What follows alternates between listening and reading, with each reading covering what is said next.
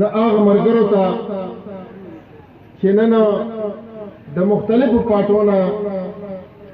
موږ سره په قومي وطن پارټۍ کې بلکې د حیات خان سوچ د حیات خان فکر او د هغې رافعې کې شمولیت وکړو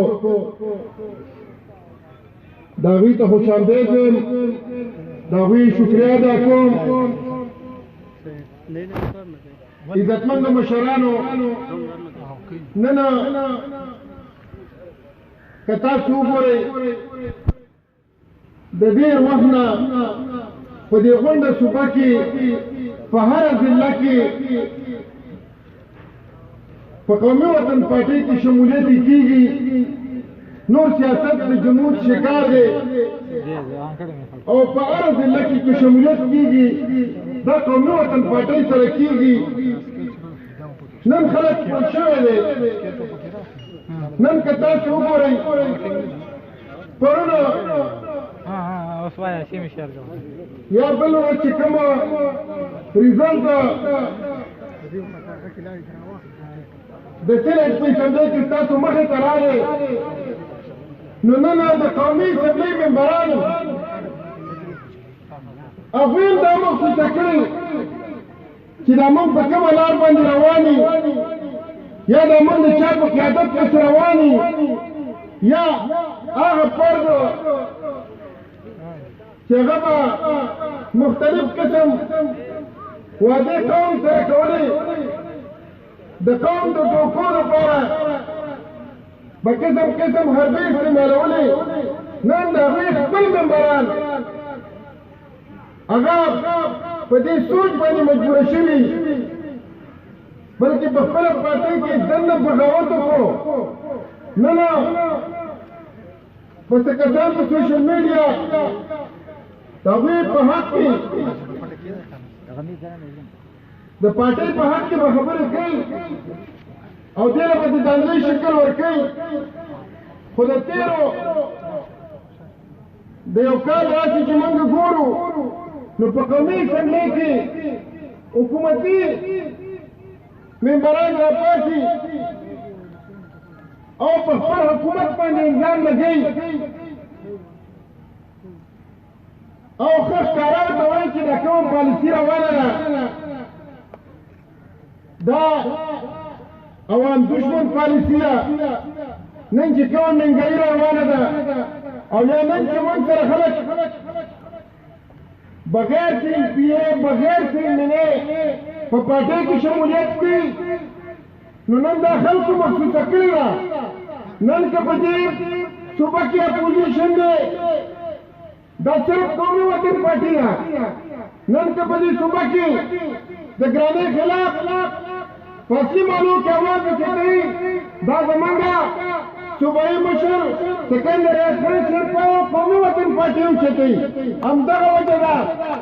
چې نن عوام موږ سره شمولیت کوي انشاءالله دا کومې سلسلې چې روانې دي شمولیتونو دا کم بغیر لالچه دا د سوچ خلک دی بغیر لالچه دا چې روان نو دوی سره ناست دي دا نه چې داسې دي دوی سره ناست دي دوی محسوسوي چېرې که د دې علاقې مسایل چې کوم دی دا صرف او صرف زموږ ملي رهبر افتاب احمد خان شیرپا ورکولی شي هکه د علاقې د روزګار خبره ده هکه د علاقې د ترقیاتي کارونو خبره ده او هغه زه هغه مینهګانو ته وایم د خپل چې دي د 2324 چې منصوبه خو چېرته رانه وړه او که چېرته سلیکشن یو شي راوړي نو وایي دا علاقه چې کومه ده وایي دا په مخکې دور کې پسمانده پاتې شوی نو زه ورته دا وایم د سټیج نه که دا علاقه پسمانده یې نو تا خو به دا ګیک چېرته ده